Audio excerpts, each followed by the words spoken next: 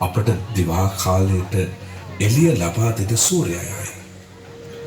මේ මහා පතර කල්පය ආරම්භයේ මනුෂ්‍ය තලය ඝන අන්ධකාරයකින් යුක්ත විය. ඒ ඝනතුර දුරු කර ආලෝකයක් ලබා දෙන ලෙස මිනිසුන් ඉල්ලා සිටි විට හිරු පායා ආවේය. නැවත ඉහළ අහස දිහා බලන්න. ඔබට දිස්වනවා ඈත සූර්ය මණ්ඩලයට පහළින් චන්ද්‍ර මණ්ඩලය. ඒ කියන්නේ අපහට රාත්‍රී කාලයට එළිය ලබා දෙන චන්ද්‍රයයි. රාත්‍රී ඝන දුර දුරු කරන ලෙස ඉල්ලා සිටි විට සත පායා ආවේය. ඔබ සියලු දෙනා පහළ බලන්න. ඔබට මේ මොහොතේ දිස්වන්නේ අප ජීවත් වන්නා වූ පෘථුවිය නිර්මාණය ආරම්භ වීමයි. මේ මුලින්ම පහළ වූ සත්වයෝ නිකලස් සත්වයෝ වූ. පසුව ලෝකයේ කෙරෙහි ඇලීමෙන් ගැටීමෙන් කෙලෙස් බරිත වූ. දැන් ඔබට පෙනෙනවා ඇති අනෙකුත් ග්‍රහලෝක නිර්මාණය වන ආකාරය. ඒ අප ජීවත් වන්නා වූ සෞර ග්‍රහ මණ්ඩලයයි. මෙවන් සෞර ග්‍රහ මණ්ඩල දස දහසක් නිර්මිත කිරීමට අප පුංචි පුංචි පහන් කූටු නිර්මාණය කර ඇත. එය දැන් ඔබට බලාගත හැක. දැන් අප බලමු මගුල් සක්වලක් කියන්නේ මොකක්ද කියලා. සෞර ග්‍රහ මණ්ඩල දස දහසක් මැදයේ පිහිටන සම්මා සම්බුදුවරයන් වහන්සේලා බුද්ධත්වයට පත්වන සක්වලටයි මගුල් සක්වල කියන්නේ. ඒ මංගල සක්වලයි. අද සමාජය තුළ මගුල් සක්වලක් කියන වචනය හරියට තේරුමක් නොදැන වෙන වෙන අදහස් වලට භාවිත කරනවා. ඒ පිළිබඳව දැනුවත් වී අප මේ වචනය ගෞරවාන්විතව භාවිත කරමු. මගුල් සක්වල යනු කම්සප විඳින තැනක් නොව මෙහි පහළ වන පුදුවරුන්ගෙන් වනහසා සසර දුකින් මිදීමට ක්‍රියා කළ යුතු සක්වලයි.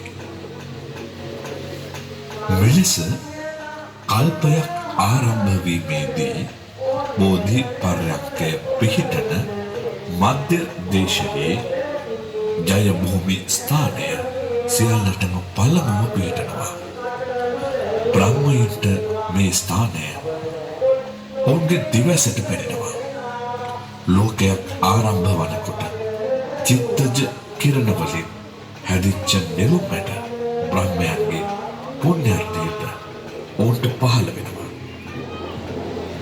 මේ කිරණ නෙළුම් මැටයක් බඹලොවෙන් මේ මධ්‍ය දේශයේ බෝධීන් වහන්සේ පහළ වන ස්ථානයට වෙනවා.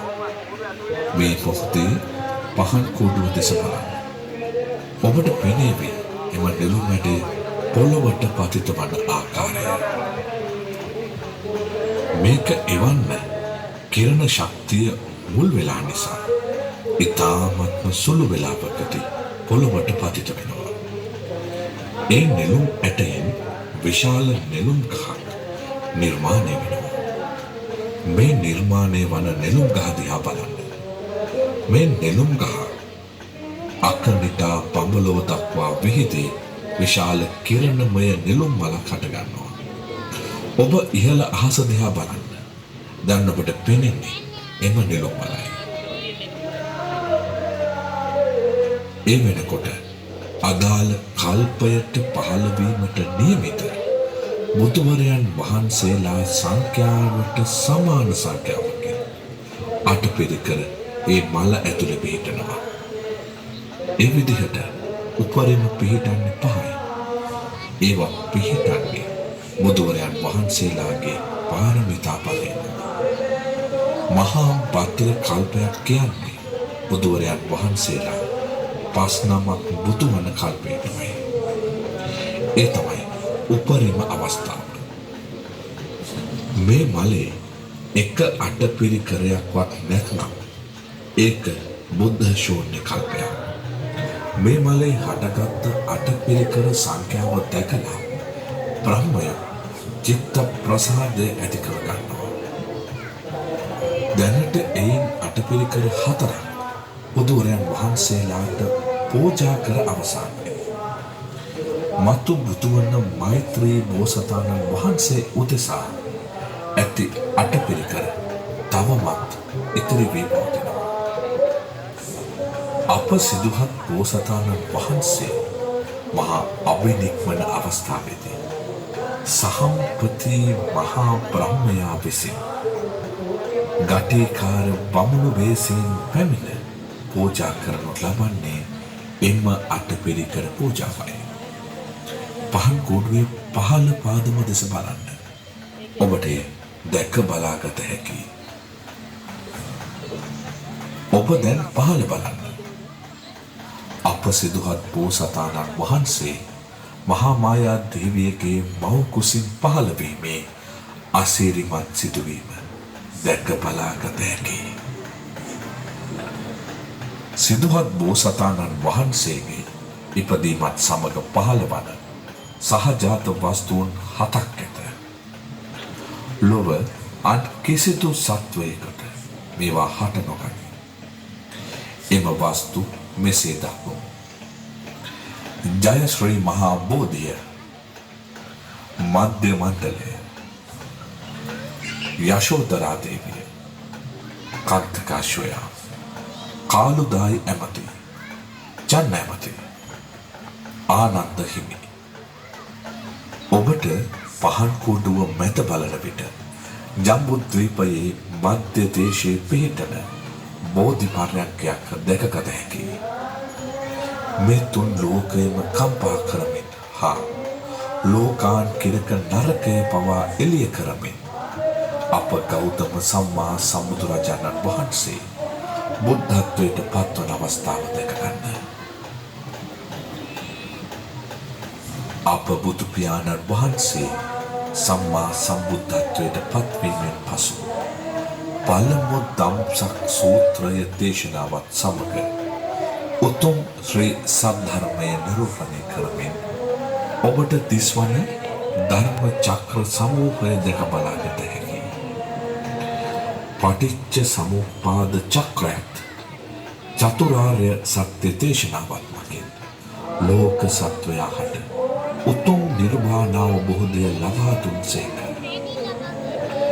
ලෞකික වූ දිව්‍ය බ්‍රහ්ම තල ගැනත් සසරේ ඇති භයංකාරත්වය පෙන්වන සතර අපාගත තත්වය ගැනත් මනාව දේශනා කරන ලදසේක. ඔබ ඉහළ අහස දෙස බලන විට පෙනේවි දිව්‍ය විමානවල වැඩවෙසෙන දිව්‍ය බ්‍රහ්මාදී පිරිස. අප නිර්මාණය කර ඇති පෘථිවිය දෙස බලන්න. සංසාර ගමන කෙතරම් භයානකද. නිමාවක් නොමැතිද යන්න විවර වන පෘථිවි තලයේ නොකට පෙනෙනු ඇත. ලෝක සත්වයන්ගේ දුෂ්චරිත ක්‍රියා කලාපය නිසා අපාගතව දුක් විඳින අපාගත වීම ඔබට පෙනෙනු ඇත. මෙලෙස ලෝ සතුන්ගේ දුක නිවා තබමින් අමා මහ නිවන පෙන්වා දෙමින් 45 වසක් පුරාවට උන්වහන්සේ වැඩ විසූසේක.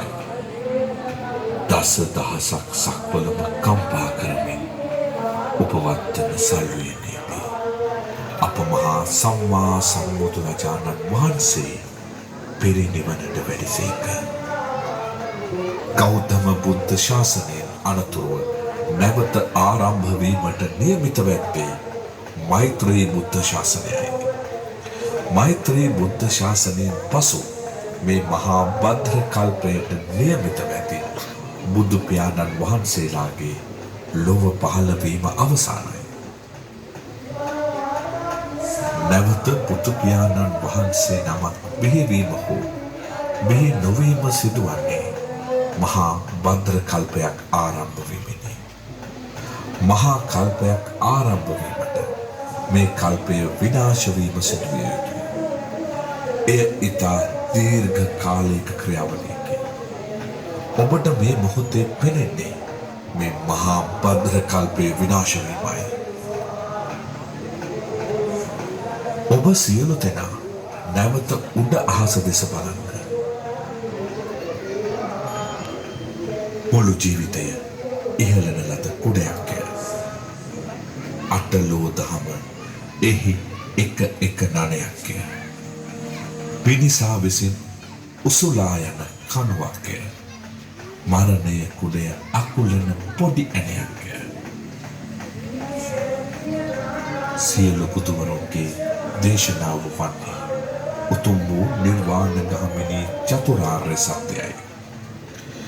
ඉහළ අහසේ ඇති මුතු කුඩයෙන් පෙන්වා දෙන්නේ අටලෝ දහමෙන් ජීවත් වන මිනිසා ගමන් කරන සංසාර චක්‍රයයි. බුද්ධ දේශනාවට අනුව එම සංසාර චක්‍රයෙන් මිදුණු කල පවත්වන්නා වූ උතුම් නිර්වාණය අටවැනි මහලේ ඇති සිළුමිණින් අප විසින් නිර්මාණය කර ඇත. ඉතින් අප මහා සංසාර ගමනේ සදාකාලික සැප කියා දෙයක් නොමැත. එය තාවකාලික සහනයකි. ලෝක සත්වයෝ මේ භයානක අනන්ත වූ සසරෙහි අපාතු විඳිමින් සැරිසරති. නැවතීමක් හෝ සහනයක් නම් නොමැත. සසර බය වටහා ගනිමින් උතුම් වූ නිර්වාණ අවබෝධය ලබා ගැනීමට උත්සාහ දරන්න. සියලු ලෝක සියලු සත්වයෝ නිබ්බාන පරම සුඛයෙන් සුඛිතතර වෙත්වා.